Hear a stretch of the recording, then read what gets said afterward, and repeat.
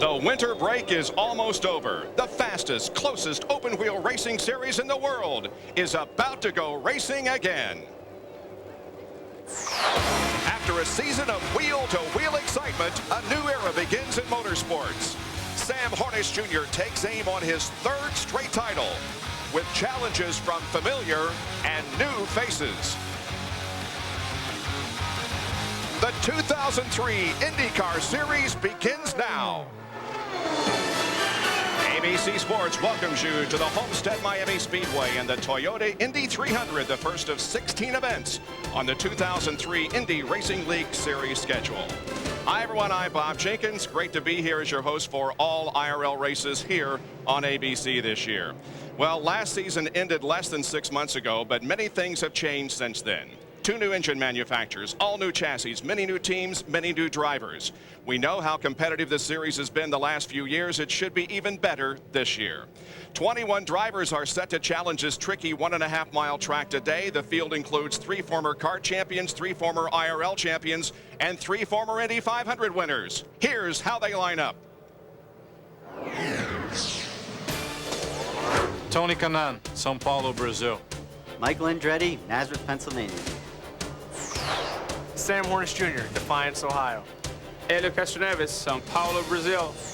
Gil de Ferran, São Paulo, Brasil. Scott Sharp, Wilton, Connecticut. Dario Franchitti, Edinburgh, Scotland. Kenny Brack from Karlstad, Sweden.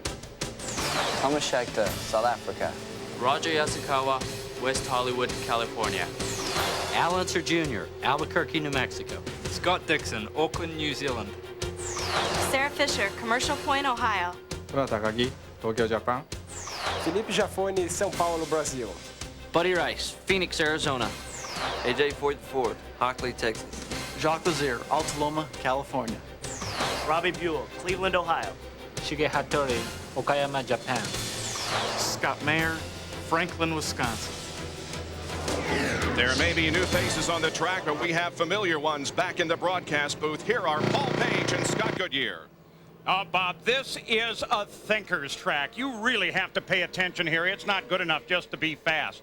Team manager, chief mechanics, officials have all told these drivers, be patient, take your time, and save those Firestone tires. Paul, this Homestead Miami track is notable for making cars almost undrivable. A very tough race surface. Tire management will be a key issue here today. The wind is also going to play a key issue because it's getting very windy out there, caused Scott Sharp to crash the other day. New cars, new engines, new teams. Who picked the right team and driver to win today? We'll see.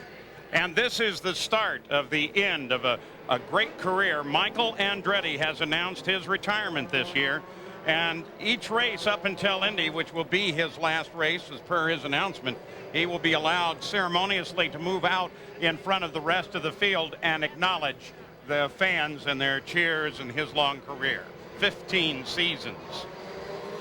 Now, inside the line, that's the stories we're watching. As we've told you, there's a lot of new stuff, a lot of new equipment, new drivers, new teams, but it's the same track that they're going to have to conquer here. And Sam Hornish Jr., the 2-time and defending series champion and race champion, is going to take on the best in the business. And Paul, you talk about Sam Hornish Jr. winning here twice. So has Michael Andretti. 2 kart wins at this racetrack, and he's on the front row with his teammate, which is an all-Honda front row. Sam Hornish starting 3rd, the only Chevrolet inside the top 10. We have 9 Dalars inside the top 10 and only 1 G-Force with Thomas Schechter starting 9th. We're really going to see what equipment's going to be the fastest on this very tricky low-bank track today. And I know if you're up in the Midwest and under a lot of snow, you're not going to like the fact that they have record or near record temperatures here today in Miami. 94 degrees, and that's sending the track temperature through the roof. Jack Arute, Gary Gerald, they are both pit side, and they'll be giving us reports from there all day. The field now lines up. Tony Kanaan sits on the pole. You look from Sam Hornish Jr.'s car. Paul, it makes you wonder if there's any team orders here. Michael Andretti being the team owner also on the outside pole. We've seen that before, a little power when you're both the team owner and the driver. Pace picks up. We look for the flag. And with the green out, the Indy Racing League is underway for 2003. Tony Kanaan stays low. Michael comes out in front.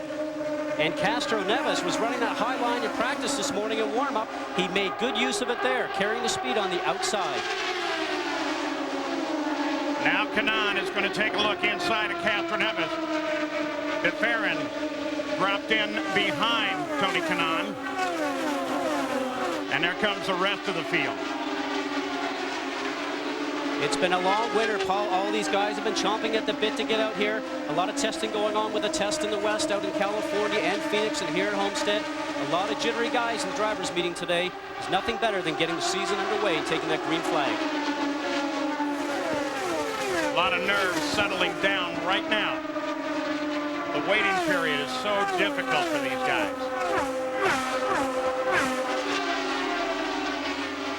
The other thing that's happening here, Scott Goodyear, is that they are now finding out what they really can do. You can test all you want, but until race day, you really don't know that much about it. Paul, that's very true, because what happens, these guys are out there running 2 or 3 cars at a time out in practice as we ride along here with Scott Sharp. Caution light comes on.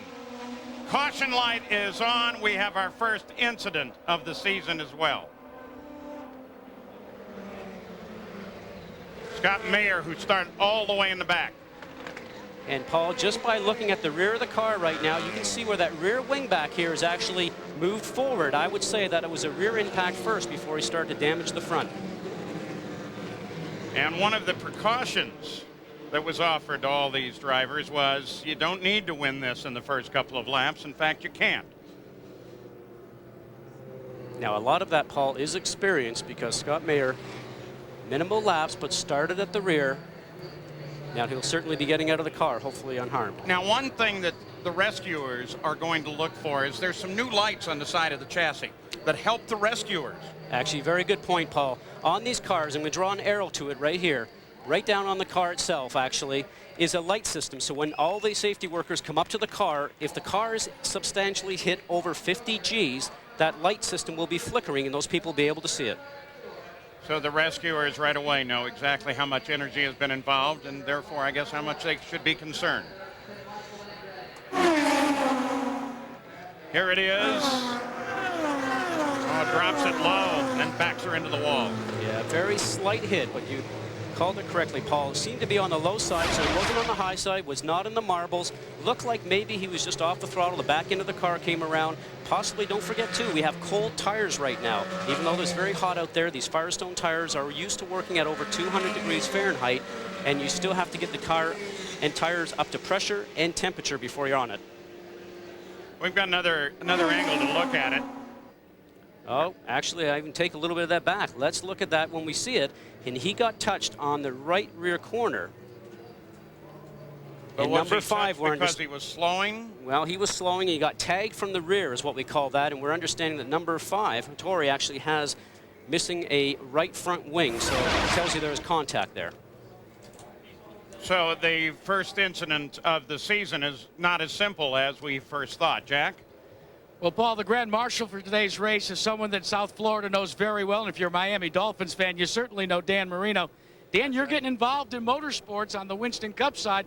When are you going to do an IRL car? I was involved. It's just a lot of fun to be here. It's a great day. A lot of people came out here, and I'm just glad to be part of, the day and be the Grand Marshal. It's exciting. How about the speed factor here? We talk about drivers as athletes. You've been around them for a while. Are they athletes? There's no doubt in this kind of heat, with the tremendous speeds they're going out, that they are athletes. I had a chance to drive a stock car a couple times, the Talladega, and it was just unbelievable. And, at the 10 laps, these guys are definitely athletes. Now, you're not coming out of retirement. I understand there's some openings for quarterbacks.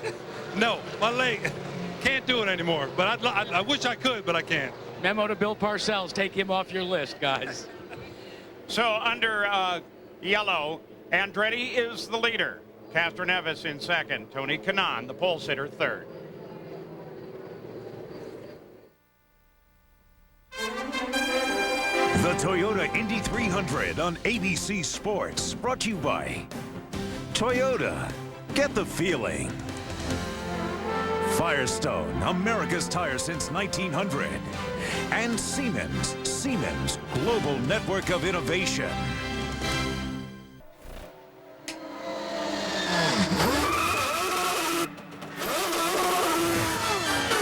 They're inches away at 214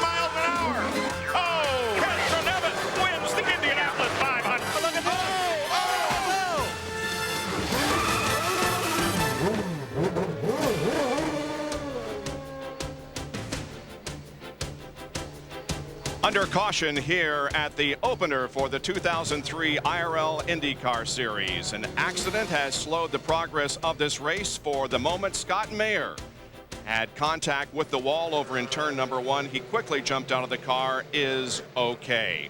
While we have this opportunity under caution before we go green, let's go back down to Gary Gerald.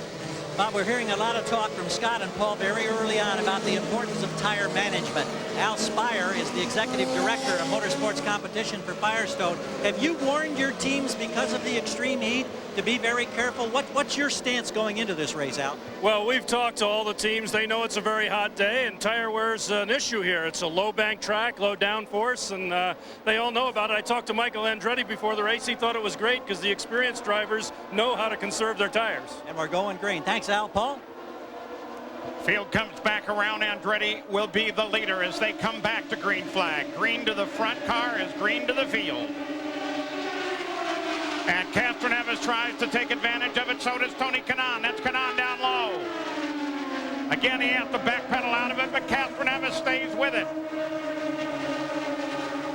Oh, shades of last season. Already, Paul, going into turn 1 so early, 185 miles an hour, probably on that restart, just inches away. And Catherine Evans gets it high. Loses momentum, has to back out of it. Kanaan comes into second. DeFerrin now trying his teammate. That cost Castroneves a few spots. Paul, what happens? He got some dirty air from the car in front, lost grip with the car, lost some overall downforce, and had to backpedal to the throttle. Let's go down to Jack Garrett. Well, Sarah Fisher pulled out of pit road because the car was so loose she couldn't drive it. They made a wing adjustment in the front, and Scott, they also filled it back up with fuel, hoping that the additional weight would cure part of the problem. Well, the other bonus for that, Jack, is too that if there's a yellow out there, she gets to stay out because she has the fuel. She does not have to pit, maybe get a lap back or two that she lost. Yeah, she would have picked up 7 laps with her stop. Came on lap 7.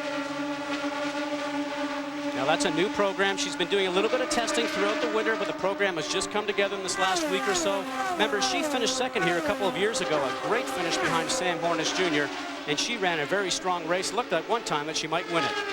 Yeah, that's Sarah Fisher second. That also came at the chagrin of A.J. Foyt and Eliseo Salazar. I think that no one will ever forget that radio transmission between A.J. and Salazar after Sarah got around him. Paul, you were speculating as to whether Michael Andretti's pass at Tony Kanaan on the original start was by design and under team orders. No way. Tony Kanaan wants back to the front as he dips to the inside of his owner. Yeah, he's going to try it again. This time he comes through cleanly. By the way, one of the things to look for beside the helmet to tell the difference in those two cars is the red camera pod on top. Here comes DeFerrin, Catherine Evans and DeFerrin both. Catherine Evans works the back end of Andretti. DeFerrin's out in front of him. Now, Paul, the same thing again we saw that happened to Michael just a little bit ago, or to Castroneves a moment ago. If you get off the throttle, you lose your momentum. There's only one groove around this racetrack most times, with the exception of Marlboro cars. We keep seeing them try the high side. It's very impressive this early on in the race. Guys, it's somewhat ironic that they told the Penske drivers just before that pass to slot in behind those two cars of Andretti team racing in front of them. But no, these guys want to go racing. And Scott, I think you hit it right on the head. Everybody is so anxious, you can't hold back. Oh, the driver meeting this morning, Gary, I will tell you, there was a lot of nervous drivers, fidgety drivers sitting there. Their legs were going, sitting on the chairs. And it's interesting to note that one of the guys that's out front right now and has been running out front with Michael and the group, all those guys were very excited. You could just look at it in their eyes to see it. And Scott, the call has already come out to the lead team.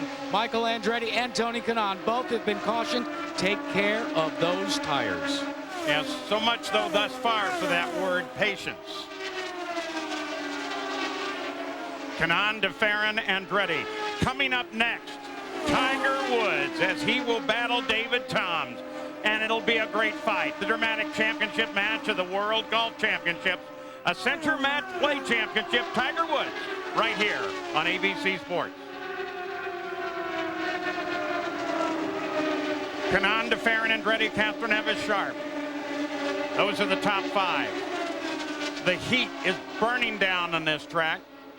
Little shady area there, but for the most part, that shade comes from some buildup that down here in South Florida they also know can bring a very quick shower. So that's got to also go into the thinking of the teams. And Paul, we keep hearing and talking about the tire management, and what the guys are talking about on the radios from the team to the drivers is saying, guys, don't use the tires up so much. Don't push the car so hard. Now, don't forget, we qualified at 203 miles an hour here. The race speed right now is about 190 miles an hour.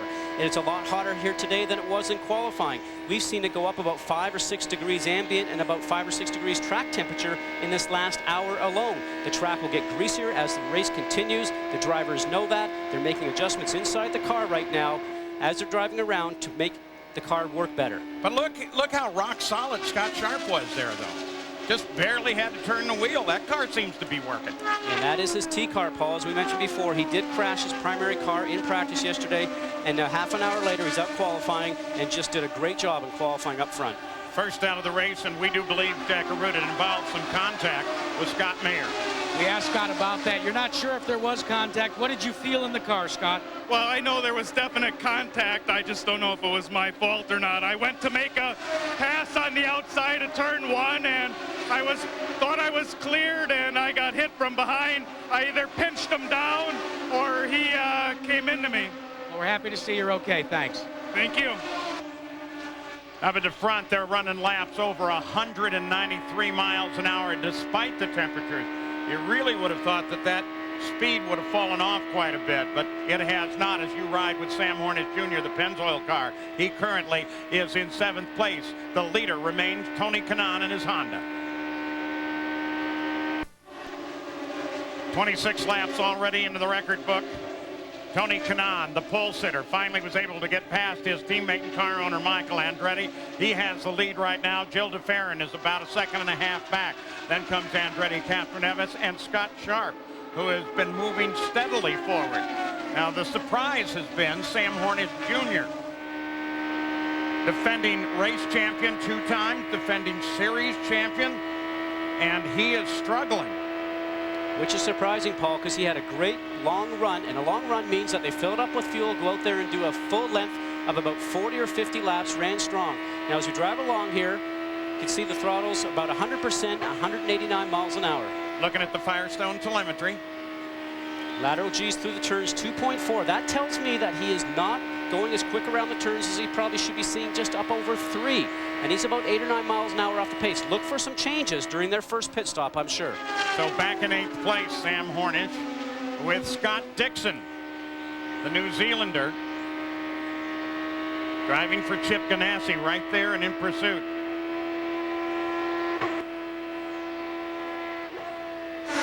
We're just checking with the Sam Hornish crew. They say that the car is okay. Sam is not talking to him. They say it's simply a case of trying to manage those tires. They're trying to be very conservative in the early stages. And of course, he's the past master, having won the last 2 years here. Let's see if he's on to something as it begins to evolve. Well, as you suggest, Gary, he is a master at saving that car. That kind of puts us in mind of Rick Mears and his ability to save a race car and bring it from behind. So the mere fact that we're 30 laps in, don't count him out at all. There's still 170 to go. And Paul, as they say on pit road, the window for pit stops is open. You don't want to pull onto pit road at this point in time, but should a yellow come out, you'll look for all the leaders to come down into the pits. If it stays green, look for them to pit around laps 50 to 60. It's a big window today.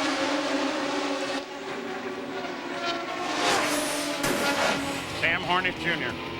I'll tell you what, in such a short time, what a remarkable record that is. Very focused, a great team behind him. Poncho Carter doing the spotting up in the top.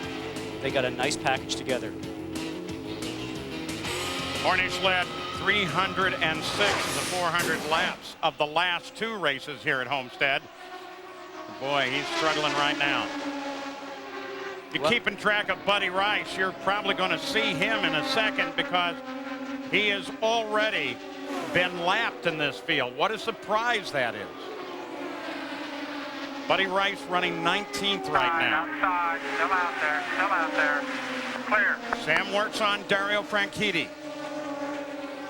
That was the voice of Poncho Carter, who really settles Sam down. Sam Minimal experience, a lot of people said, coming into the IRL, but he's won the last 2 championships and he's won the last 2 races here, Paul. Now Dixon and Franchitti go side by side. Dixon takes him pretty easily.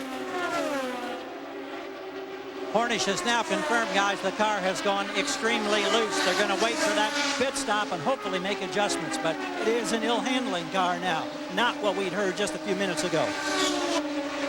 At the front, it remains Tony Kanaan, Jill DeFerrin, and Michael Andretti, 1, 2, 3. We'll be back after this and a word from our ABC stations. You're watching ABC Sports Championship Television.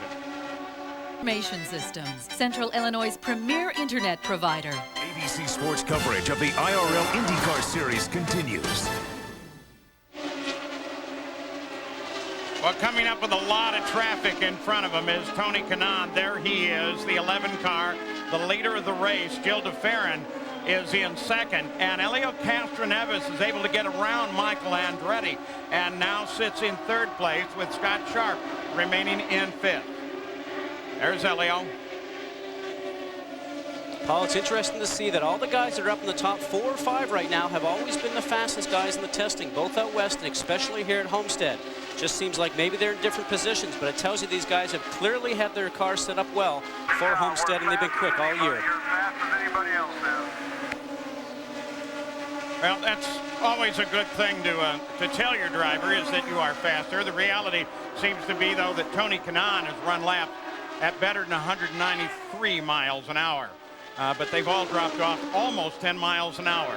We're at Homestead Miami Speedway, the Indy Racing League IndyCar Series. It's Tony Kanaan that is out in front.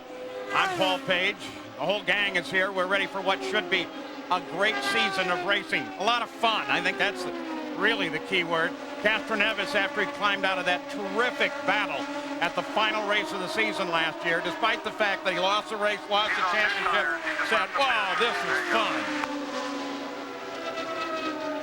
Buddy Rice, by the way, brought the car into the pits. We mentioned that he had fallen back to 19th and was struggling. And Paul, I just talked with Eddie Cheever. He just said it was an evil handling car, extremely loose. They made massive changes on the front wings and sent him back out hoping it'd be better.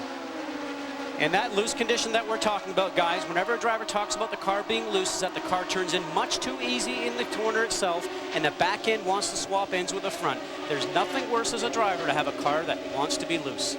Jill DeFerrin now beginning to close on Tony Kanaan, the leader. There's Kanaan, that's DeFerrin right behind him as they begin to work traffic. So the story now on Michael Andretti. He runs in 4th place. The reason, Paul, that he has faded just a bit is the tires, the performance curve has dropped off. He has radioed to his crew, and they have radioed back to him. Look, the window is open. See if you can nurse another 10 laps out of this set of tires, and then we'll slap a new set of firehawks in on the first pit stop. Well, they were trying, most of the teams, to get to at least the 50th lap if possible. I would think, Scott, that I would want to err on the low side of that first race, first time out. A lot of new engines, a lot of new equipment. And the key thing to remember, Paul, is that these tires that are on the car are the tires that all these guys qualified with. So they leave the pit lane and they go as quickly as possible in the 2 laps to get up to speed to have 2 flying laps for qualifying. These tires have been used hard. They've been put away all night. They come back in the race car. These guys will feel much better when they push some fresh Firestone tires on. And there's nothing wrong with the tires. But remember, we're going around here at 3.5 Gs, 190 miles an hour in this extreme heat. These tires are doing a wonderful job right now. Just ahead of the leader, Tony Kanaan, with DeFerrin closing in on him. That's Robbie Buell, the dry Reinbold entry. And then a whole group, including famous number 14. And that's 4. AJ Foyt, the fourth. And Paul, he looks so young. He gets trapped, and DeFerrin takes advantage of it. So there's experience in the series paying off for DeFerrin. Right here, he's been all over. Boy, DeFerrin's gone now. Once Tony got trapped back there, it took him a while. Remember, DeFerrin is the master of these types of tracks. A flat track, not much banking here, only 6 degrees in the turns, 3 degrees in the straightaways. The car has to be perfect. It has to run strong over the long run. The full fuel, though, right from lap 1 all the way until the time you come in pit. And here he is getting a bit of a draft after AJ Foyt the fourth, and can make a nice clean pass. Radio information coming along telling him that it's clear, but Gilles DeFerrin is basically a master at setting up these cars. I can recall last year, Pikes Peak, Colorado. Sat back, almost led all the laps, and just did a great job. And don't forget with DeFerrin, he was injured last year. At the end of the season, he fractured, couldn't race, wanted to stay in that championship fight. So this is first time back in competition in a while for him.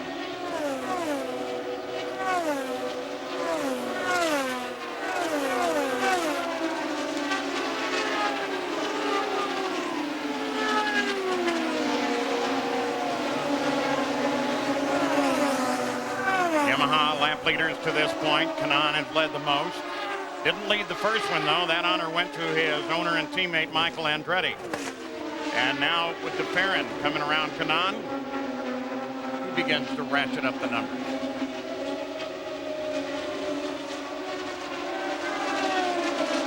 Well, you're going to begin to see a lot of the front runners begin to drop off speed-wise. They've run to the outside of the envelope of the tire performance curve.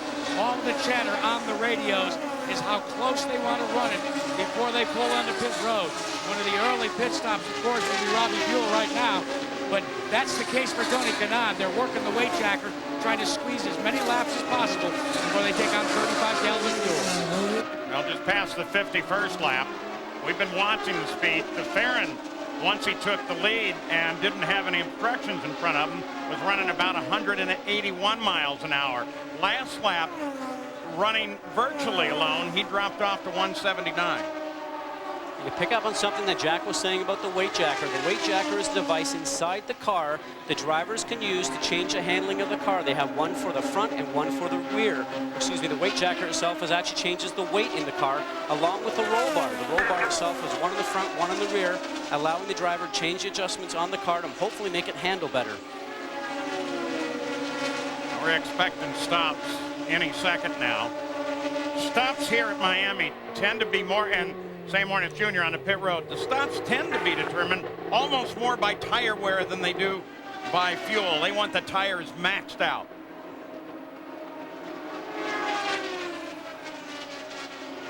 Down to the required speed limit, 60 miles an hour.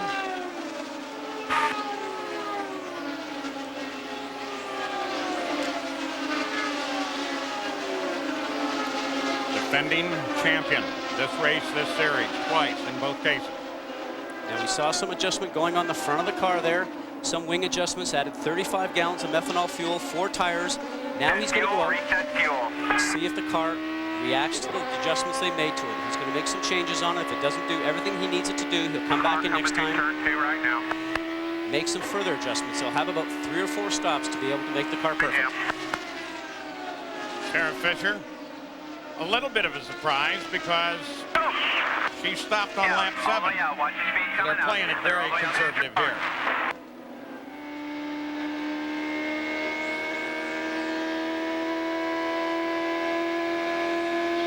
Sharp's car has been very steady.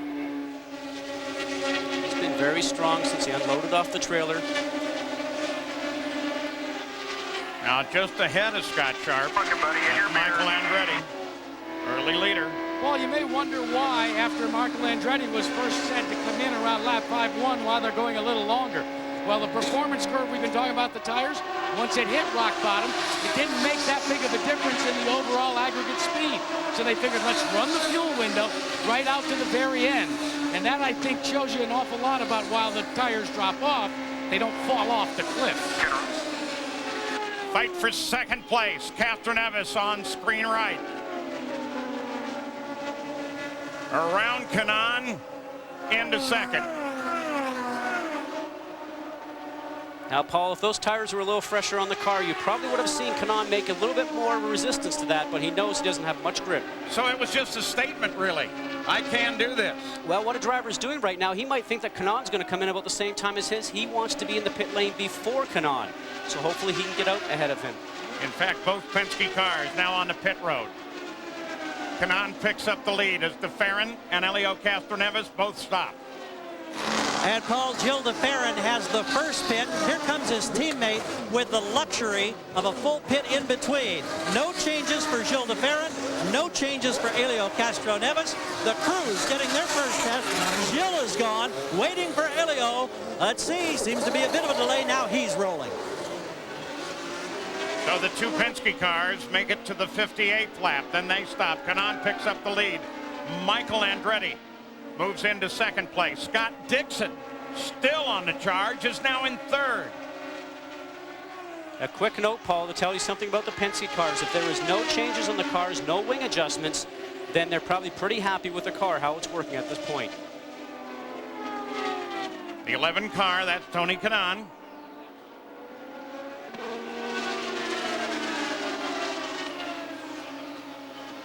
And now on the pit road, his teammate, car owner Michael Andretti, number 7. Michael Andretti has asked for a chassis adjustment, so watch the right front tire changer. If he goes towards the nose of the car, and they do, they make an adjustment on the front wing. Andretti is going now. His teammate is being called onto pit road. He was your leader, Tony Kanaan. Look for a chassis adjustment as well from the 7-Eleven Kanaan crew. So Michael makes it to lap 60. That's Tora Takagi that headed out in front of him. Here comes Tony Kanaan. These cars take 35 gallons of methanol. The fueling has begun. Oftentimes you can change all 4 tires before the fueling is complete. They take a half turn out of the front wing for Tony Kanaan. They complete. He is off and away. And with that stop, 61 laps now complete. Kanaan back to the fight. And as we cycle through these pit stops, Kenny Brack will pick up the lead. DeFerrin in second.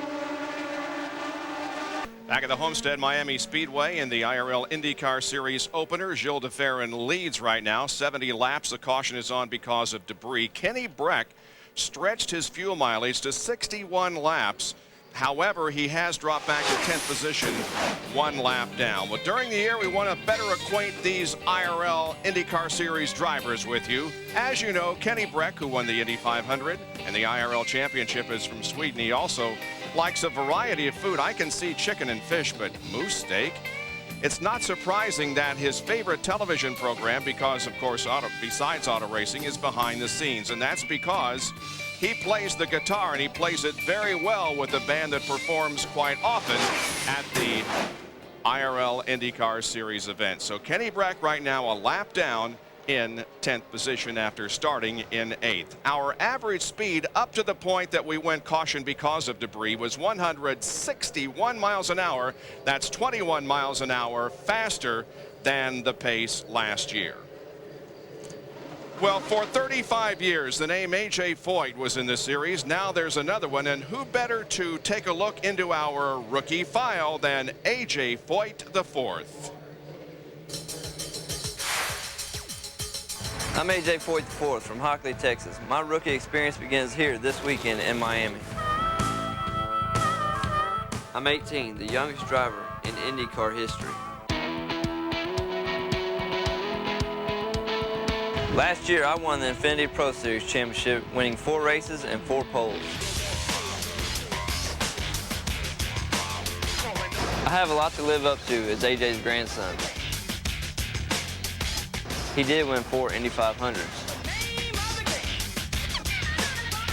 My secret wish is to win the Indianapolis 500 5 times. Guys like Castroneves and Hornish have been dominating this series. They come for the line, and it's Hornish. Those are the guys I'll be chasing. I have a lot to prove to my grandpa that I'm ready to race in this series. He is only 18 years of age, and we will be following his progress and the progress of all those in our rookie file this year. Currently, he is running in 18th position, 2 laps down to the leader, who right now is Gilles de Ferran. Caution is still on. Back in a moment. IRL IndyCar Series on ABC Sports. Well, the season opener is here at Homestead Miami Speedway. In 3 weeks, we'll be at Phoenix International Raceway for round 2 of the 2003 IRL IndyCar Series. Don't miss the Purex Style Indy 200. That will be Sunday, March 23rd, here on ABC Sports. Jack Arute. Well, Thomas Scheckter has moved his target car into 3rd spot by virtue of a very lightning fast pit stop. But more importantly, Bob, look for him to drop the hammer on the drop of this green flag. They checked the Firestone tires. They told him they look great, and they said, you can go racing this segment. It's de Ferran, Castro Neves, then Scheckter, Andretti, Kanaan, Dixon, Sharp, Hornish, and Franchitti, the top 9 on the lead lap. A lap down in 10th position is Kenny Breck. We did see a couple of drivers, including Hornish and Franchitti, make pit stops during this caution period so as to adjust their cars and getting handling a little bit better. 77 laps are just about to be completed. The cars down the backstretch. There is the restart order. You can see that Breck will still be a lap down at the drop of the green flag. He and Allenser Jr. The cars justified right are those not on the lead lap. About to go back to green. Here's Paul. Johnny Rutherford has taken the pace car off of the track. The field in control of Gilles de Ferran now. He starts the acceleration. The green comes out. Clear by 4. Castro Neves has 2 cars to handle up. He goes high to do it. Brown Unser Jr. Now Thomas Scheckter, he sits back there, the red and white car, in 3rd.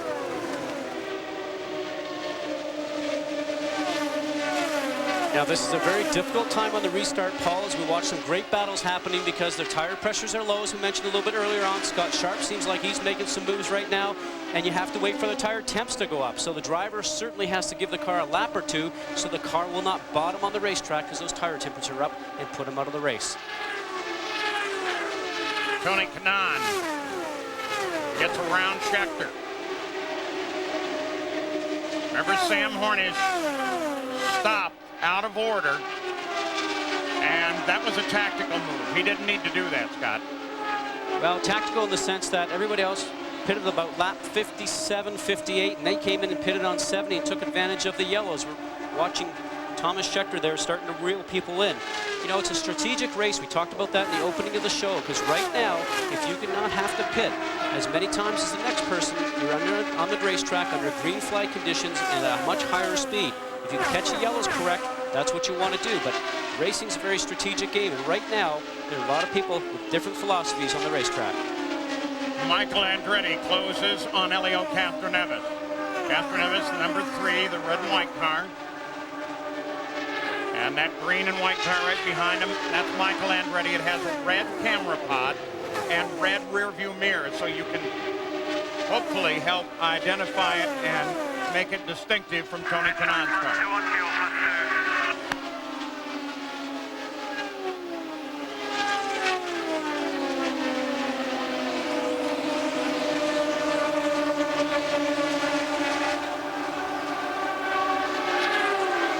Michael Andretti remains 3rd place. Jack? And Paul, you know, Michael Andretti is also the co-owner of Tony Kanaan and Dario Franchitti's cars. During that last caution period, didn't talk a lot about how his car was doing, but he wanted from the other 2 crews a complete breakdown on the performance of Kanaan and Franchitti.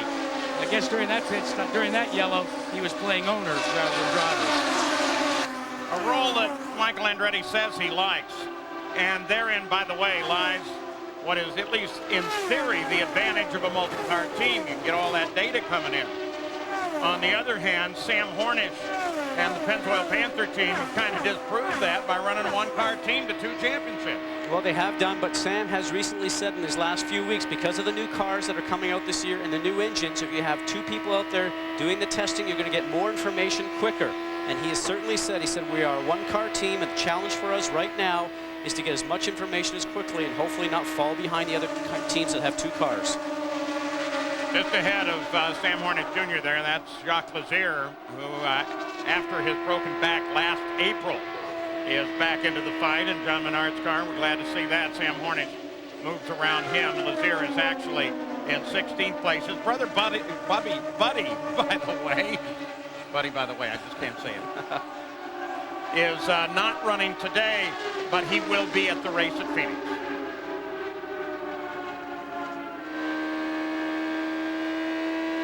There's Jacques Lazier. Now, every race we're going to try and answer your internet questions about the IRL IndyCar Series. Here is one from Jameson Allen, Peoria, Illinois.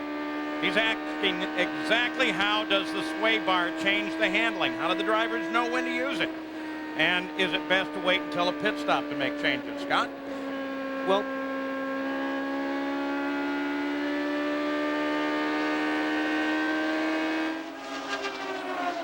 I'll give you that answer in just a moment. We're watching DeFerrin, number 6 Penske car, Marlboro Team Penske, leader, 86 laps complete, 1:14 to go.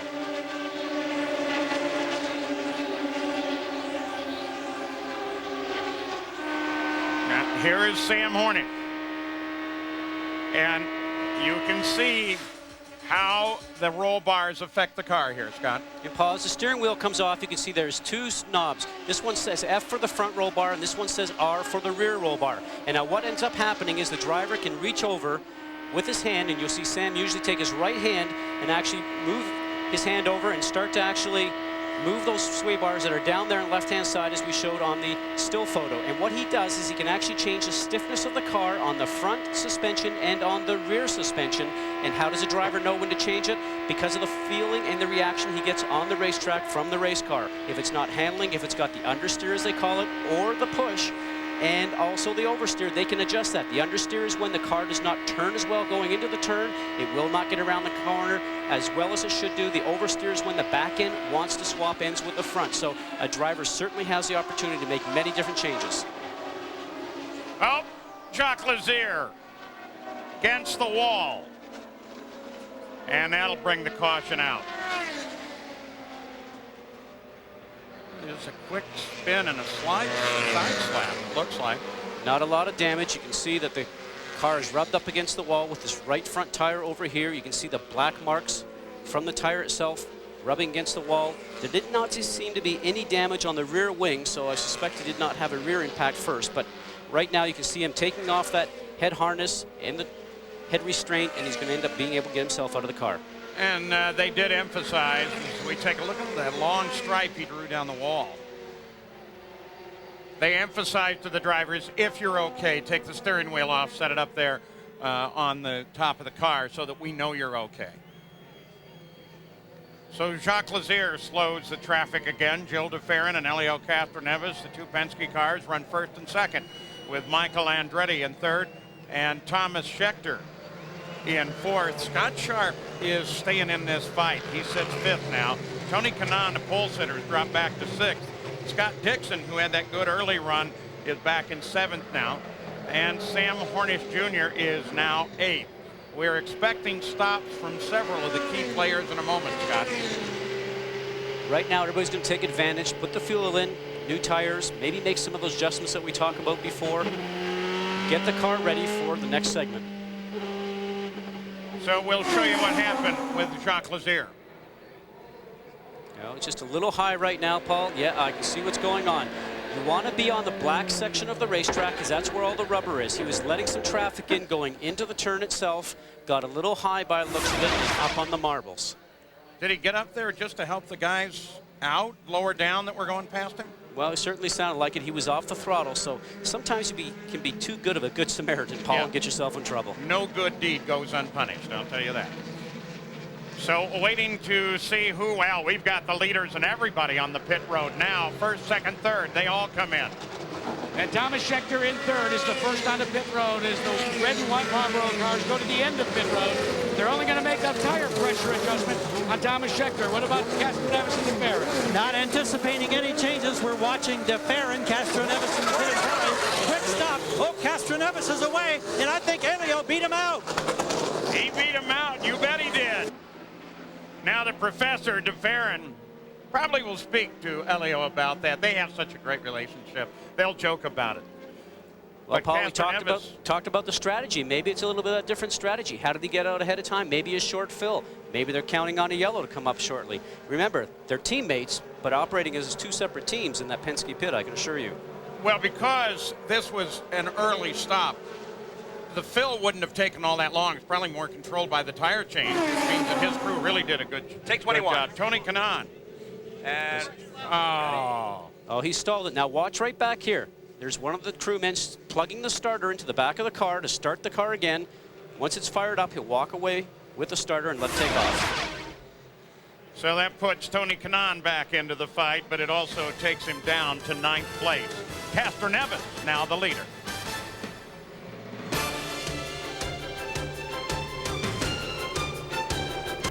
Welcome back. Now you can log on to ESPN.com, keyword IRL, and submit your question, which we'll try to answer in each broadcast of an IRL IndyCar Series event. And also, during each event, we're going to take you behind the scenes, show you what it's like for us to televise these races, and where better to get a good start than here at Homestead.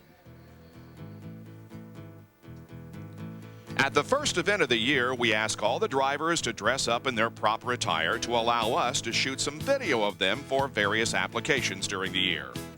We choose a room in an infield building, create a couple of backdrops, and use a regular video camera plus a high-definition Steadicam to shoot the drivers in various poses.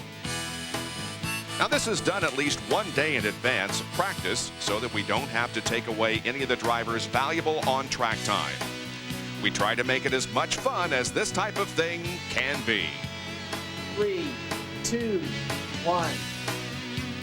Some of the drivers, well, they're unpredictable. In this case, Elio Castroneves seized the moment for a workout, while Tony Kanaan, he just chilled out. We appreciate all the time and effort that the drivers put forth on this project and all the others that we call upon them to do throughout the racing season. Elio Castroneves leads the field back as we go green once again. DeFerrin in second. Schechter is third. DeFerrin comes to challenge. Scott Dixon tries to poke his nose under Michael Andretti.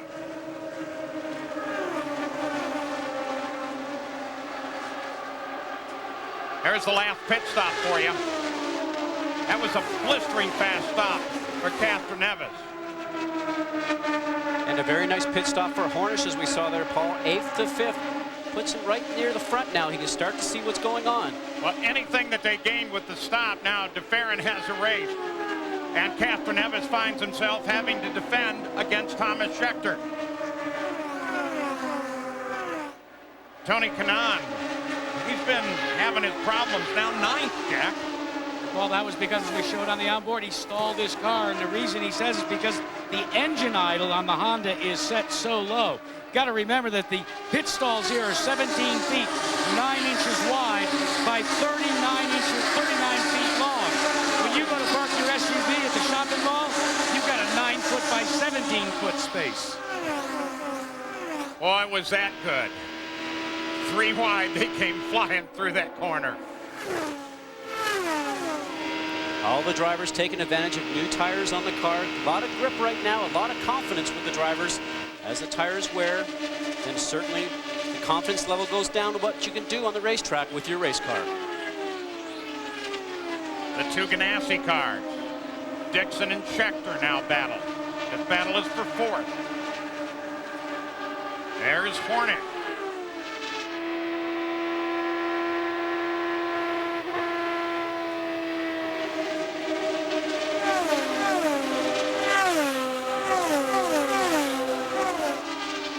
We're approaching the halfway point at Homestead Miami Speedway, the Toyota Indy 300 of the IndyCar Series. Bob Jenkins, I'm Paul Page. Scott Goodyear is here in the booth. Jack Root, Gary Gerald down in the pits for you. The current leader of the race is Gil DeFerrin. He's led for 45 laps of this thing. He's not been the only one to lead, though. We've had 7 different changes, and there are your lap leaders. The most led, of course, by Gil DeFerrin. Cautions. Now we've had Mayer out of the race. Hattori touched him, but they believe that they were able to get that car properly fixed. It was just the right front ring that went away, and so they got him back in the fact. But Shaggy's about 15 laps behind the race. And Paul Hornish just got around Dixon, got a nice run on him down the backstretch, made a nice clean move all the way through. Probably some adjustments on the car and pit stops, and probably going to see if he can actually have something for these guys that have been up front here all day. So Hornish, and we suggested it. Remember, he's did a tactical out-of-sequence stop. He's known for keeping the car in there, keeping it alive, keeping the tires working, stretching that a little bit more out of the car than everybody else. Is he at it again?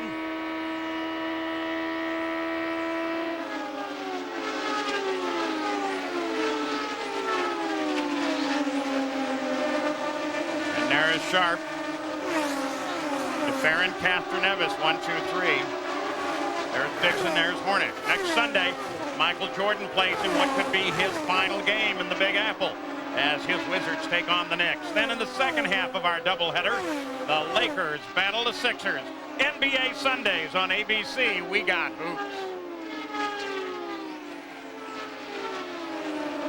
Now, two guys to keep an eye on, and they're both right there. Sam Hornish Jr. and Scott Sharp. Scott Sharp has been there in the middle of the top 10 all day. You're on board with Sharp now.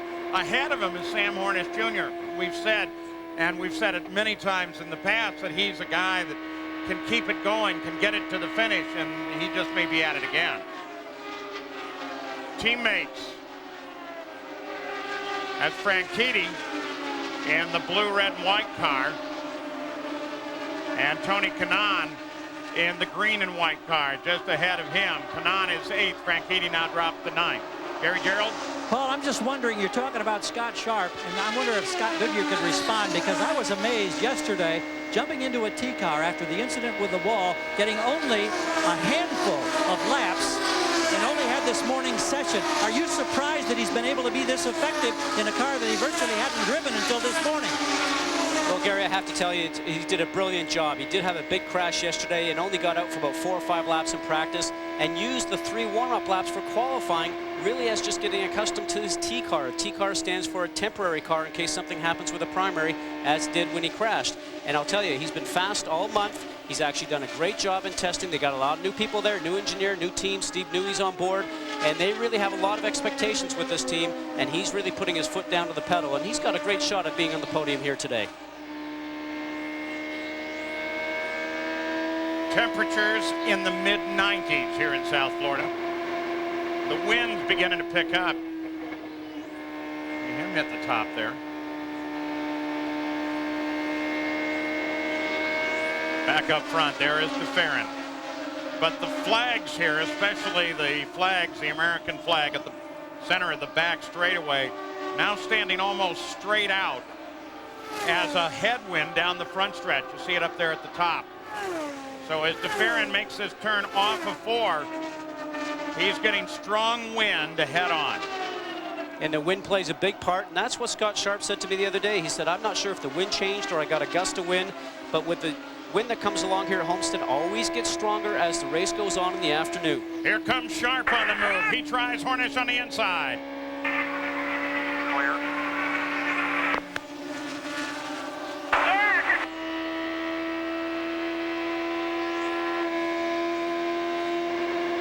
Seems to be a lot of communication going on either between the spotter or the pit to one of the cars right now, Paul. Sounds like somebody's not happy with the handling of the race car. Or with another driver.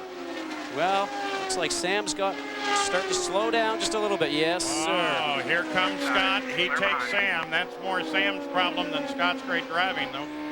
Both exist. Scott Sharp's doing a very tactical race also. Had to have been a little frustrating because I thought he had a shot at the pole the other day just before qualifying. Qualify 6th, he did just a great job. Sam Hornish is one of the few that's been shifting gears to get around here. Scott Sharp, on the other hand, has not been, hasn't needed to, but we've heard him hit the rev limiter for a couple laps now. Well, there's a few things that could come and play with that right now. Certainly there's different motors involved right now, but as you see, Sam's actually changing gears with his right hand right now, back, down to gear, and oh, we got a car slowing. Buddy Rice in the front stretch. And they're saying, guys, that the car's slipping in and out of gear for Buddy Rice as he goes bias low to turn 1. And very wisely, he pulls it on the deceleration lane, gets it off of the track. Lap behind the race, run 16th. There's DeFerrin. Catherine Neves second. And then Andretti and Scott Dixon. That's the battle we look at right now. Battle for third. We said it's hot. Yep, 92. Well, Paul, that's up from the 86 and then down from the 94 that we started with, and I can see the track temperature still up around 112 degrees, so the ambient's cooling off, but the track temperature is still going to be brutal for wear on these tires. And Paul, you asked me about downshifting and upshifting, and we got cut off there for a moment when we were riding along with Sam Hornish. Now, Sam Hornish, maybe because the car's not working for him very well in the middle of the turns, elects to actually go down, say, from 6th to 5th gear or 5th to 4th, so he can have the acceleration coming out of the turns, because he's actually going a little bit slower in the turns than he probably should do.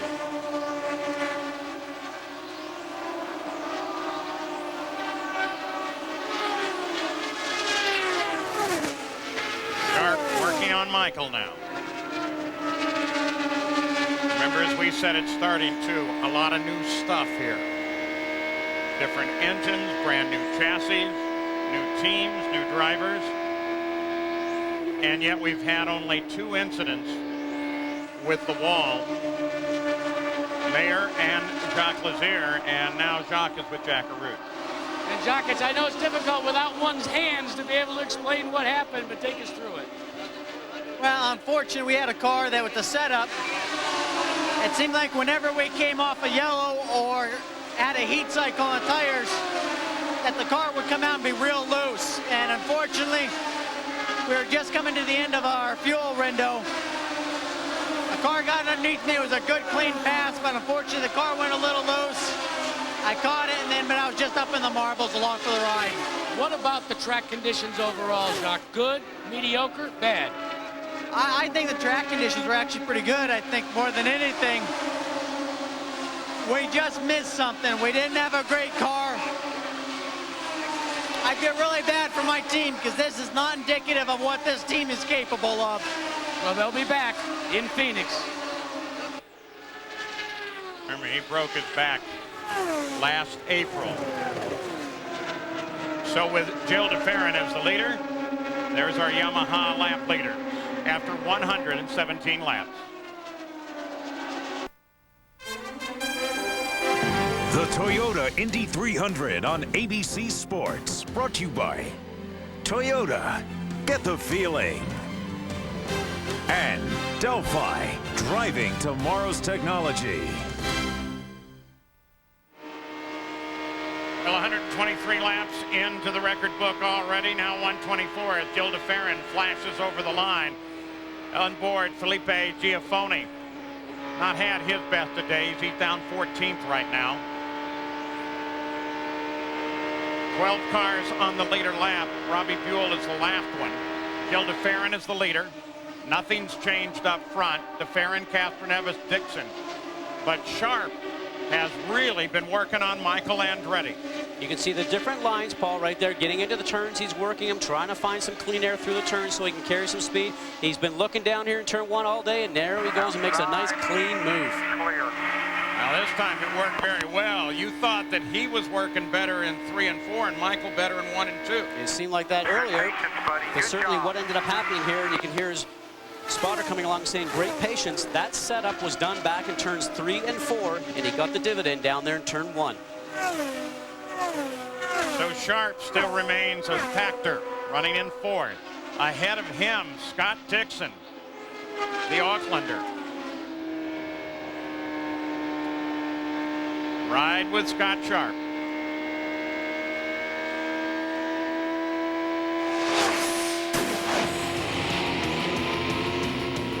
Former series co-champion. Still looking for that Indy win, though. And, of course, this is the first race on the lead-up to the Memorial Day weekend running of the Indianapolis 500. Whoa.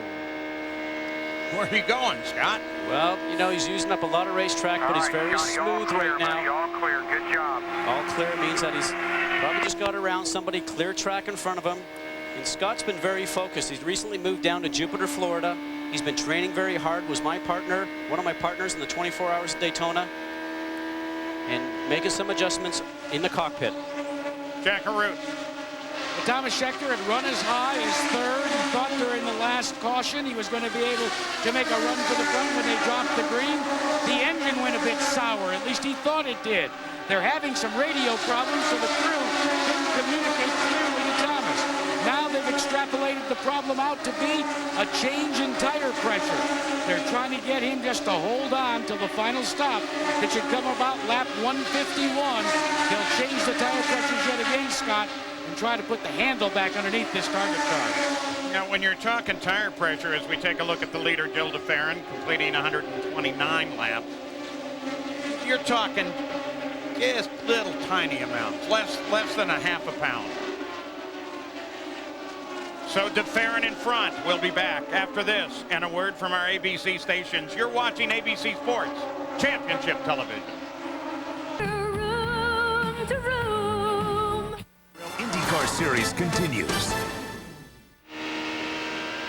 Back with the IRL IndyCar Series. You're riding with Scott Dixon. Out in front is Jill DeFerrin, but just ahead, that's second place Helio Castroneves. And Dixon has been working on it. Just get a glimpse of Castroneves from time to time. There he is, far left of your screen. And Paul, they've warned Helio to be very careful. They're being watched for possible blocking violations. Dixon's had a couple of great runs right up underneath the rear wing. Well, that's something that they're just not going to put up with. And Paul, we attended the drivers' meeting this morning, and Brian Barnhart made it very, very clear that there is no blocking, no moving, because safety is a key issue on the racetrack here. And there's been a couple of things happen here right now that you have to say is a little questionable. Breck is in here. He's not really in the fight, but he's in the midst of everybody else fighting and is keeping pace with him. Well, what now Sharp closes in. Yes, what that fight's allowed to do is allow Sharp to come up. Now he's back on board with Dixon. Coming up next, don't forget, it's going to be Tiger Woods as he battles David Tom's match play, the World Golf Championships Accenture Match Play Championship. Right here, Tiger Woods on ABC Sports.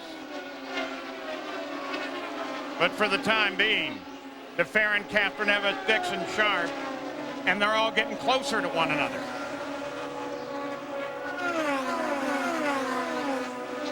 Breck, who is 11th, a lap down, is in the mix. There are 9 on the leader lap, and Sam Hornish Jr. is the back of that group. And Paul, he just made a nice move. A lot of concentration going on right now. Remember, the tires are not the best right now. They're starting to go off a little bit. They're trying to think of what kind of change they need to make in this one last pit stop coming up shortly. So Scott Dixon breaks the Penske lock on first and second as he moves into second. Maybe the Aucklander is trying to make up for Team New Zealand's failure in the America's Cup. You knew I'd get that in, didn't you? You knew that I would get it in. Come on. DeFerrin, Dixon, Castroneves. After 140, there they are, the top 6. Caution is on for the 4th time here at Homestead Miami Speedway as Robbie Buell has made contact with the wall in turn number 2. And he was pretty much running by himself, Scott Goodyear, when the incident occurred. A little dirty air, possibly, Bob, after about 3 or 4 cars. You saw him at the tail end of that shot. Probably a little dirty air just to take the air off the rear wing. Here we go. See, he's already going backwards, and he's not even completely out of the turn. Tells you the car just got away from him. That's that loose condition that we always hear drivers talk about. The back end wants to swap ends with the front. Robbie was running in 15th position when the accident occurred. It has not been a particularly good weekend for the Team Purex Dreyer and Reinbold car. They started this race back in 19th position, and now they are out of the event because of an accident. Car not badly damaged, and as you saw, Robbie was quickly out of the car and appears okay. Pits are open. This really comes at a good time for the final pit stops. We are on lap 146. You saw Sam Hornish stay out on the track as he followed the pace car on the racing surface itself while the others came onto pit road. That's because Sam was in for a pit stop just a few moments ago. And Scott Dixon is the first of the leaders to get to his pit stall. 10-foot of fuel hose connection to 35 gallons of methanol. He is off and away, and now the key is at 60 miles an hour. Can he beat this man, Gary? And Dixon beats DeFerrin out. He beats Castro Neves out. Dixon has moved up, but Sam Hornish on the track will protect the lead. This is going to be a wild finish. Scott Dixon leads this race for the first time and becomes the 6th different leader of the afternoon. We'll be back for more of the IRL IndyCar Series in a moment. Mike Tirico with the ABC Golf Team just north of San Diego, Carlsbad, California. At La Costa, the finals of the Accenture Match Play Championship. 2 of the top 10 in the world have made it all the way through. David Toms against Tiger Woods. Woods trying to win one of the few events he has not won in his stellar PGA Tour career. Off to a pretty good start thus far in the morning 18 of the 36-hole championship match. We'll have the highlights, extensive highlights of the morning 18, and live coverage of this second 18 coming up right after the Toyota Indy 300. Well, the first 3 quarters of this race here at Homestead, Miami has been a battle between Marlboro Team Penske and 7-Eleven Andretti Green Racing. Now Target Ganassi Racing becomes a player in this event. Scott Dixon, the driver for that team, is the leader at the moment. He has led the last 3 laps. There you see the lap leaders so far. Gilles de Ferrin by far has led the most circuits here on this 1.5-mile racetrack. 3 drivers are out of the race. 2 of them because, rather all 3 of them because of incidents with the wall, but nothing really bad. The green flag average 184 miles an hour. Well, tonight ESPN and ESPN2 have a full night of NHL action. First on ESPN2 at 6 Eastern, Tony Amati and the Coyotes take on Brett Hall and the Detroit Red Wings. Then at 8:30 Eastern on ESPN, Mario Lemieux and the Pittsburgh Penguins visit the Dallas Stars. The NHL on ESPN and ESPN2. For more information, log on to ESPN.com. Scott Goodyear, let's see if we can talk to Scott Sharp. Scott Sharp, this is Scott Goodyear in the booth, and what a great run you've had going here today. A little problem yesterday, but you seem strong all day. How's the car going for you? Scott, the Delphi Kelly guys have given me a great car. We've just been, trying to deal with the grip all day, chasing the grip a little bit. I think we've done a good job with our pit changes and the stops of the guys. Seem to have perfected the car a little bit every time. So what's critical for us is just to have a final good, strong run here. Well, you look strong, and we think that you're going to be right there at the end. Good luck. Thanks, man. You hear Paul talk about all the changes, and Bob about all the changes that they have to do on the car in the pit stops, and that is crucial for today with a changing track. We have mentioned the fact that we're near record heat here this afternoon with the track temperature up above 110 degrees, and I'm really surprised at the excellent tire wear that's being reported from pit road.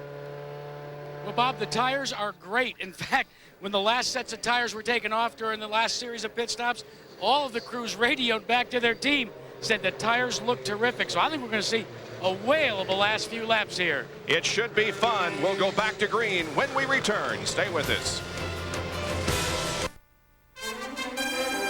The Toyota Indy 300 on ABC Sports, brought to you by Toyota. Get the feeling. Your neighborhood 7-Eleven store. Oh, thank heaven for 7-Eleven.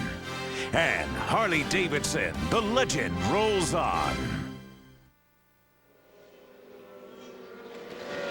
Well, here at Homestead Miami Speedway, the fans are on their feet anticipating the final few laps of this race. We're on lap 154 of 200, and right now Scott Dixon is the leader of the race with de Ferrin, Castro Neves, Sharp, and Kanaan the top 5. Then Andretti, Scheckter, and Franchitti the top 8, and those drivers are on the lead lap. Paul, it should be a good battle to the finish. Oh, fun and fast is what it looks like based on what we've seen. 154 laps complete. Scott Dixon He is going to lead the two Penske cars back to the green flag. Scott Sharp is fourth.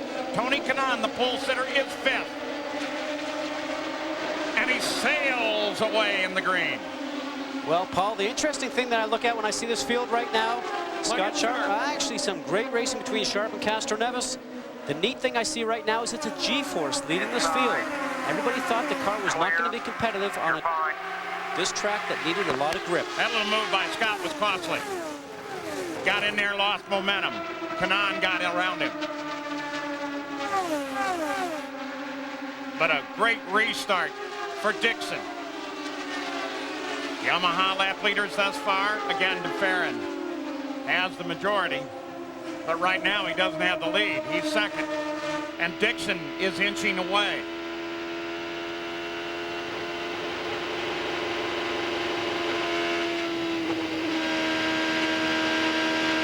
Look up at the cloud layer. No rain in any of that we're aware of. But it is putting a nice shadow on the track, and that's helping the track surface and tire wear. Jack, how's Robbie Buell? Robbie Buell is fine, but a loose race car is what did you in, Robbie? Well, actually, we're pretty happy with our race car relative to things, but in traffic up there it was real loose. We had our sticker tires on. That was our time to make up ground, and it went one time. I thought I had it, got another time, so not what we wanted, but we had an okay race car. Thanks, Robbie.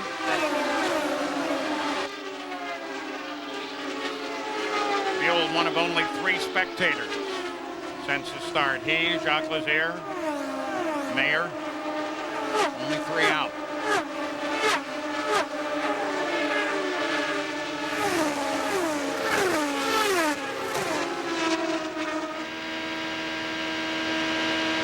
That's a pretty good stretch back there to second place. A little over half a second, and in this league, that's a long, long way.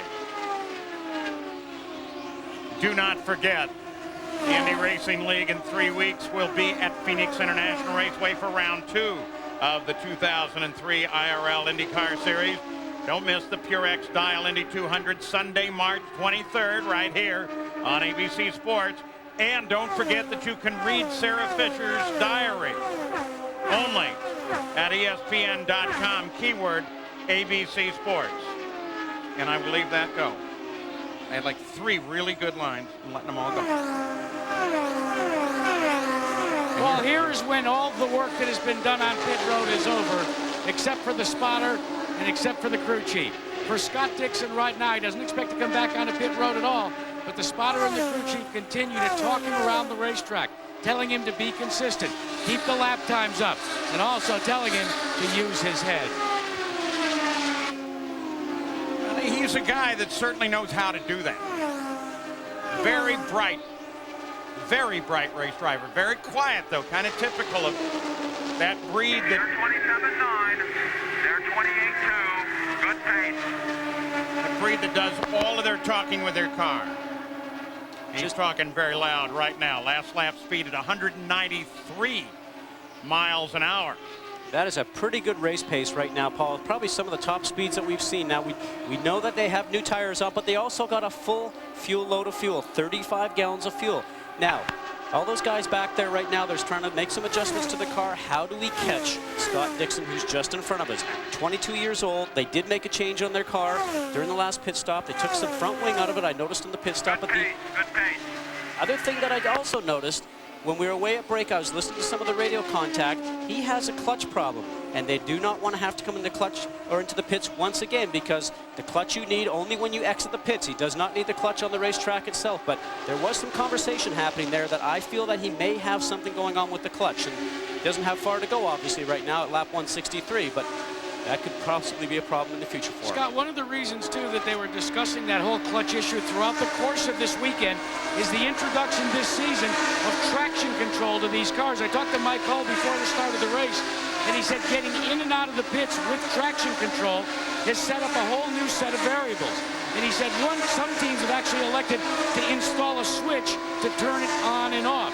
In the case of the Target team, they have elected to try and use the clutch to try and keep the traction control from actually lighting the tires up and hoping that the traction control does not kick in and force them to stall the car. So there's some new technology here that they're still working on. And in the case of that, one of the things that's happened, Gary, is they've actually had some problems with the clutch thus far, and they're using it gingerly.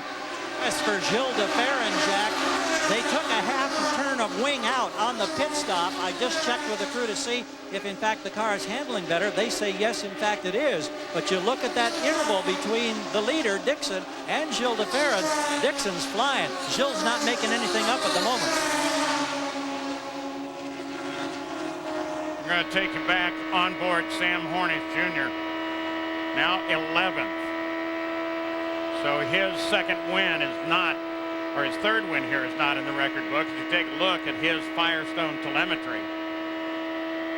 See the speed increasing as he's going down the backstretch. 100% throttle, just caught another gear. Watch the G's right now when he goes into the turn, just over 3. Remember we saw him before, he was down at 2.4, 2.5. We commented, didn't look like it was going all that quick. That's what you need to see around this racetrack, somewhere over 3, almost 3.5 G's in the turns. We go back to the front. Scott Dixon won in the kart series 2001 at Nazareth, Pennsylvania. He was only 20 years old then. Showed incredible maturity. Meantime, Kanaan Sharp Andretti set another way. Sharp is in the middle of a 7-Eleven sandwich. The two Andretti cars. That last view we had of Sharp, here he goes. He's going high again. Watch how high he's going mid-turn. Right now, guys, that car has got understeer. It's not turning very well for him, and he's getting high. You heard his spotter say, good job, because he saved it the lap before. He's not got a happy race car. Listen to the throttle. Not very much throttle mid-turn. He's got to get back onto it coming down the front stretch. Weak spot, middle off. Weak spot, middle off.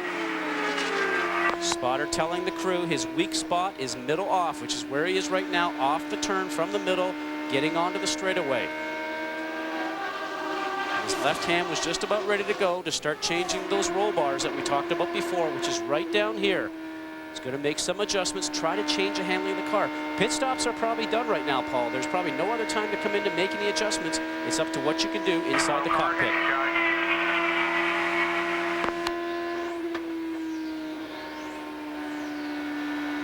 Look how high he has to keep it there. And remember these same views in the early part of the race when he barely moved the wheel a half, maybe a full inch. Now he's back and forth on it. The key thing, Paul, you talked about the wheel. See where his hand is right now?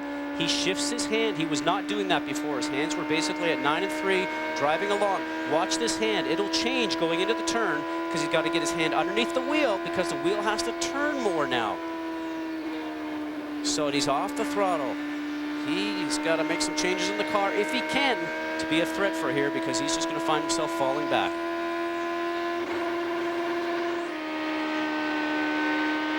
This is Hornish.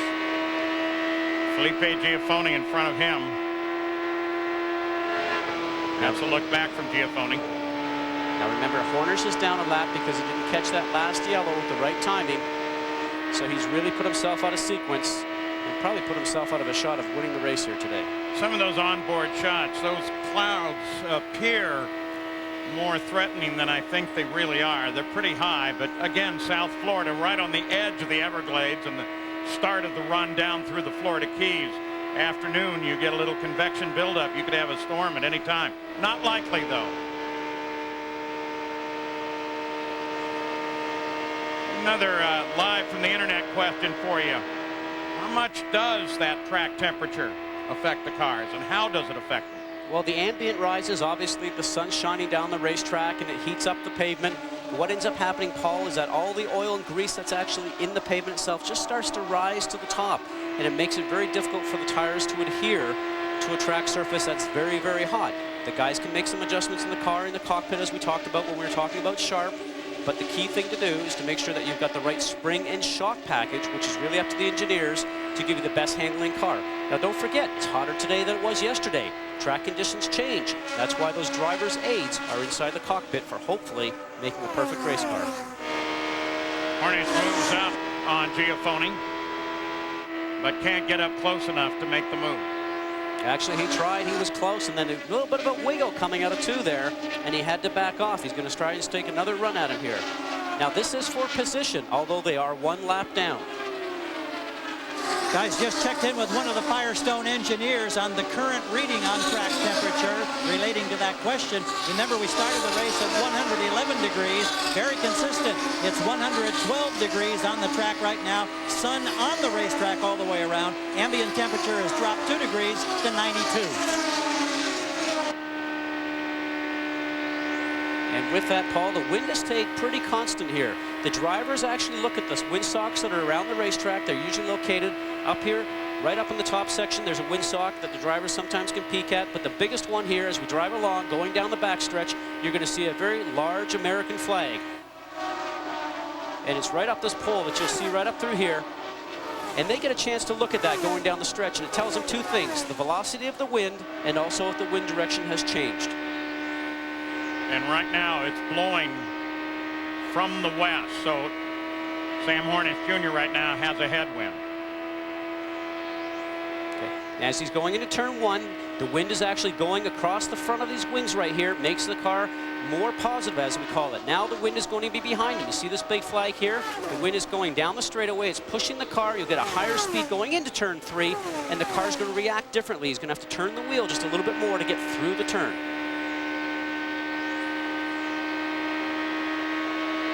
Now Hornish is running not a bad pace. He's about 3 miles an hour off, but doesn't really seem to have that speed. He's not really moving his hands on the steering wheel, but he is sort of tiptoeing around the turn, as we always say.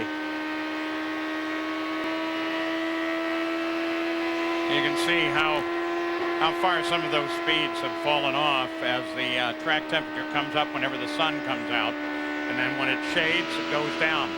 Back at the front, Scott Dixon. Keep an eye on his hands now as this IndyCar Series rookie looks for his first win. And Paul, you see those little dots directly in front of Scott Dixon. The crew and the spotter have already started talking him through initiating the pass on those 2 cars.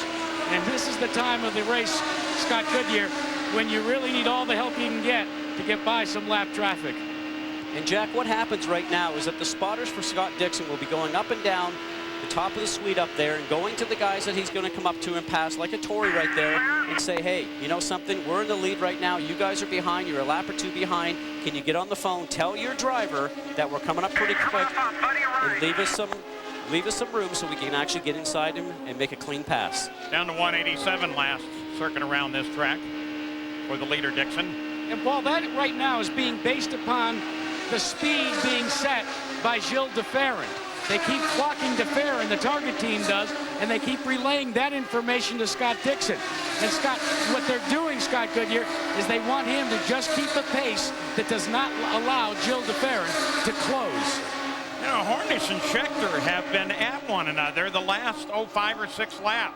Hornish just tried him again and again lost momentum. Pulls the tearaway off of his helmet, throws off the left side of the car. And that tearaway, Paul, is actually something that's on top of the visor. You start the race with about 5 or 6 of them, a very thin piece of plastic, so that when you get debris, oil, or something on your visor itself, you pull away that tearaway, and you can actually then see clearly again. No wipers on these helmets, nothing of that nature, but really does the same effect as the wipers would do if you got moisture on your windscreen.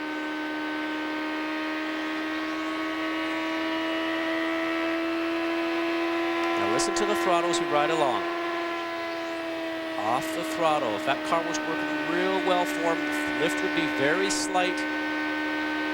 Remember, these guys qualified around here at 203 miles an hour.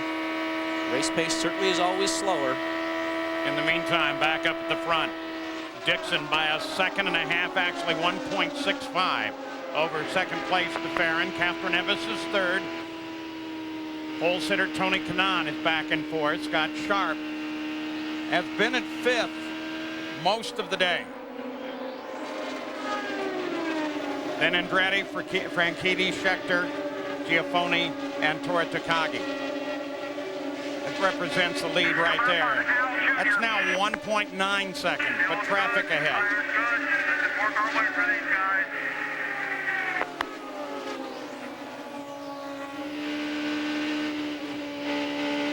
Whoa, that means his car's a little loose, got dirty air from the car ahead right there.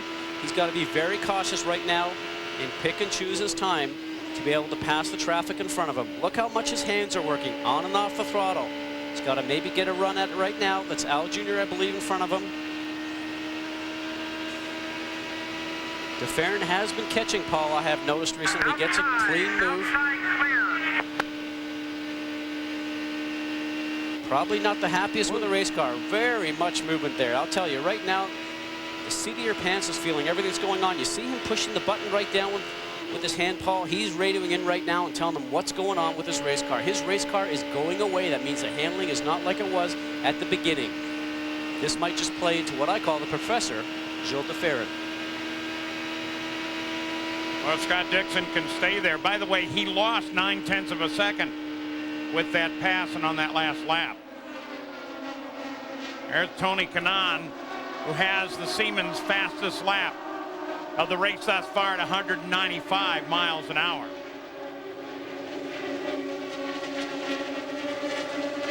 Now there is Dixon, DeFerrin behind him, and closing. Closing, Paul, that was visual coming off of 3 and 4. You can see the speed difference.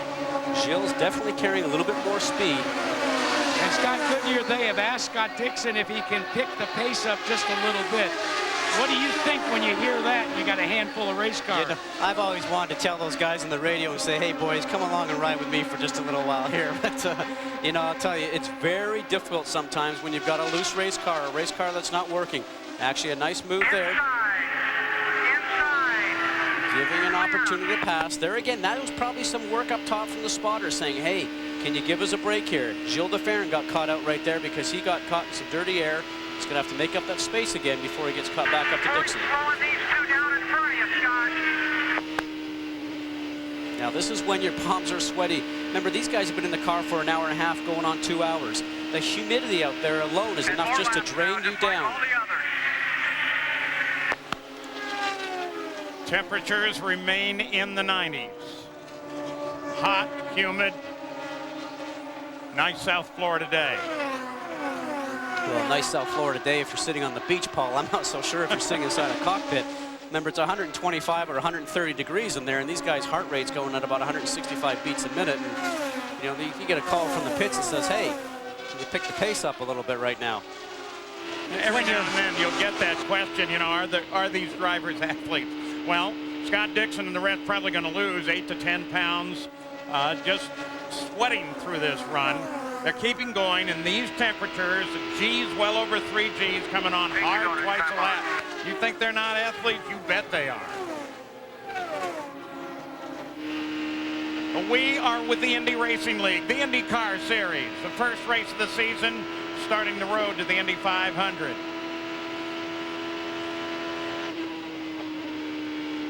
The Yamaha lap leaders at 192 laps.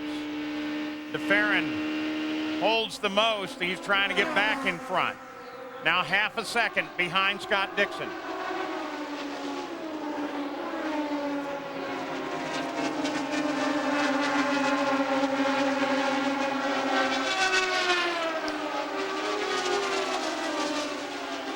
We're watching a rookie in the IndyCar Series, the IRL, lead the first race of the season. Scott Dixon is out in front. He's trying to hold off 2 strong veterans.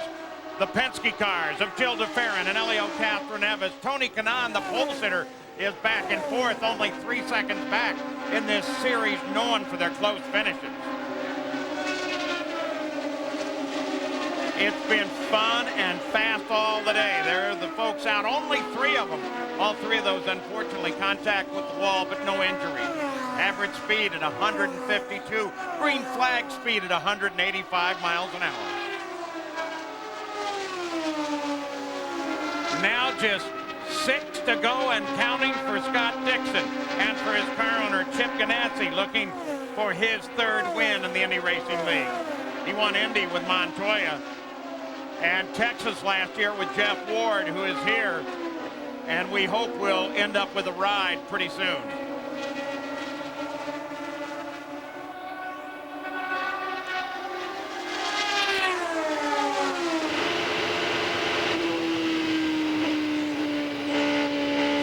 5 to go now. For those of you looking for Tiger Woods and the World Golf Championships, they'll be up in just a second. We've got a great race going, though. In the closing laps, a rookie, Scott Dixon, is out in front of the powerhouse of the Penske cars, Gil DeFerrin, Helio Castroneves. Paul, interesting to note, we talked in the opening of the show that this Miami track is notorious for making cars almost undrivable. When you look through it right now, there's a few guys you think that would be up there. Brack, for instance, Hornish, guys that really have cars that are very difficult to drive. They're not up here in the last couple of laps fighting for the lead. But there is some very impressive driving going on today, and the concentration and the athleticism of these drivers here today has been really remarkable. You look back at Gil DeFerrin, second place from the leader, Dixon. Half a second back. Now what does he have to do? What can he do? Two things are happening. Dixon's just saying, I hope I don't have any traffic in front of me, trying to run clean laps, trying to time his passes correctly so he doesn't have to go too close to the car in front. In the turn, we saw how loose his car is right now. 2 laps to go. He's looking in his mirror going into the turn, saying, come on, traffic in front of me, just keep the pace up. As we can see, Gilles right now has actually got some good pace going through the turns. He's definitely working better through the turns, but catching up is one thing, passing is going to be another. And in the meantime, up on the top of the grandstand, the spotters negotiating back and forth, trying to make sure that Dixon has a clear run should he need it. White flag, 1 lap to go for Scott Dixon, rookie looking for a win. DeFerrin closes. Down the backstretch, tailwind here.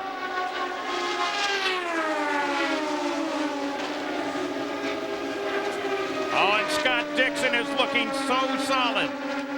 Scott Dixon on his way to the checkered flag, 29th different winner in 72 IRL events. Scott Dixon wins in Miami, 22 years old. Thanks, everybody.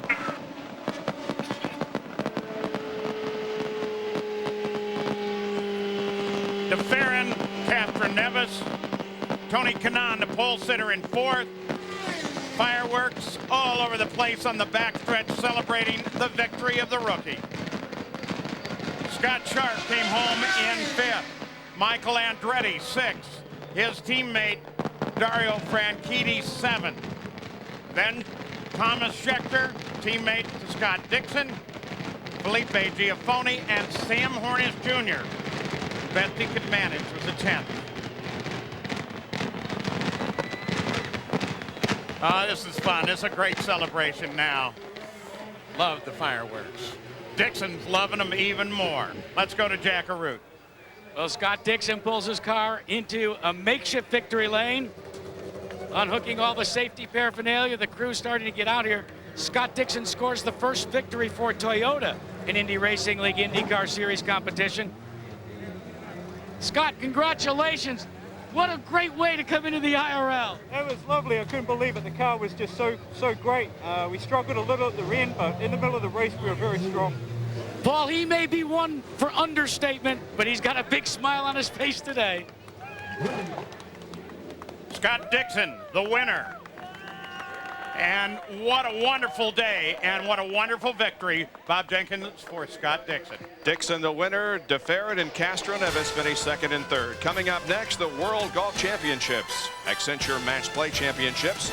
Our next IRL IndyCar race is the Purex Dial 200. And that will be coming up from Phoenix, Arizona, Sunday, March 23rd. That's at 3:30 Eastern, 1:30 Pacific, here on ABC Sports. ABC Sports is online at ESPN.com. Keyword ABC Sports.